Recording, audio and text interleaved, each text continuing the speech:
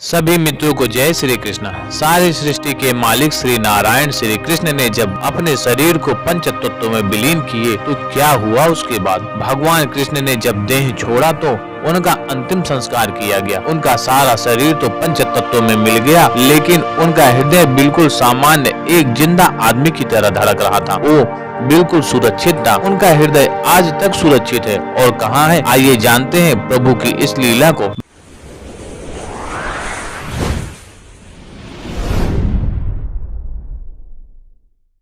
भगवान श्री कृष्ण द्वापर युग में महाराजा वसुदेव और माता देवकी के पुत्र के रूप में जन्म लिया था। अपने इस जन्म में भगवान ने बहुत से दानवों का वध किया और द्वारिका नगरी को बसाया। महाभारत युद्ध के बाद जब प्रभु ने मृत्यु लोक को छोड़ने के लिए बहेलियों को दिया वरदान पूरा किए और भगवान श्री कृष्ण ने जब देह को छोड़ा तो उनका अंतिम संस्कार किया गया। उनका सारा शरीर तो पंच तत्व में मिल गया, लेकिन उनका हृदय बिल्कुल सामान्य एक जिंदा आदमी की तरह धड़क रहा था और वो बिल्कुल सुरक्षित था। उनका हृदय आज तक सुरक्षित है, जो भगवान जगन्नाथ की काठ की मूर्ति मतलब लकड़ी की मूर्ति के अंदर रहता है और उसी में धड़कता है। महाप्रभु जगन्नाथ श्री कृष्ण को कलयुग का भगवान भी कहते हैं। पूरी उड़ीसा में जगन्नाथ स्वामी अपनी बहन सुभद्रा और भाई बलराम के साथ निवास करते हैं, मगर रहस्य ऐसे हैं कि आज तक कोई नहीं जान पाया। हर 12 साल में महाप्रभु की मूर्ति को बदला जाता है। उस समय पूरे शहर में ब्लैक आउट किया जाता है, यानी पूरे शहर की लाइट को बंद कर दी जाती है।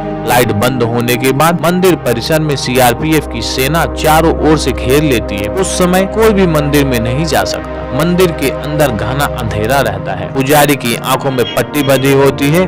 पुजारी के हाथ में दस्ताने होते हैं और पुरानी मूर्ति से ब्रह्म पदार्थ निकलता है और नई मूर्ति डाल देता है। ये ब्रह्म पदार्थ क्या है आज तक किसी को नहीं पता। इसे आज तक किसी ने नहीं देखा। हजारों सालों से ये एक मूर्ति एक दूसरे में ट्रांसफर किया जा रहा है। ये अलौकिक पदार्थ जिसको छूने मात्र से किसी इंसान की चिथड़े उड़ जाएं। इस ब्रह्म पदार्थ का संबंध भगवान श्री कृष्ण से है, मगर ये क्या है कोई नहीं जानता। यह पूरी प्रक्रिया हर 12 साल में एक बार होती है। उस समय सुरक्षा बहुत ज्यादा होती है, मगर आज तक कोई भी पुजारी ये नहीं बता पाया कि महाप्रभु जगन्नाथ की मूर्ति में आखिर ऐसा क्या है। कुछ पुजारियों का कहना है कि जब हमने उसे हाथ में लिया तो खरगोश जैसा उछल रहा था, आंखों में पट्टी थी, हाथ में दस्ताने थे, तो हम सिर्फ महसूस कर पाए। आज भी हर साल जगन्नाथ यात्रा के उपलक्ष्य में सोने की झाड़ू से पुरी के राजा खुद झाड़ू लगाने आते हैं। भगवान जगन्नाथ मंदिर के सिंह द्वार से पहला कदम अंदर रखते ही समुद्र की लहरों की आवाज अंदर सुनाई नहीं देती, जबकि आश्चर्य में डाल देने वाली बात यह है कि जैसे ही आप मंदिर से एक कदम बाहर रखेंगे वैसे ही समुद्र की आवाज सुनाई देने लगी। इसी तरह भगवान जगन्नाथ मंदिर के शिखर पर एक सुदर्शन चक्र भी है। हर दिशा में देखने पर आपके मुख की तरफ दिखता है। भगवान जगन्नाथ मंदिर की रसोई में प्रसाद पकाने के लिए मिट्टी के 7 बर्तन एक दूसरे के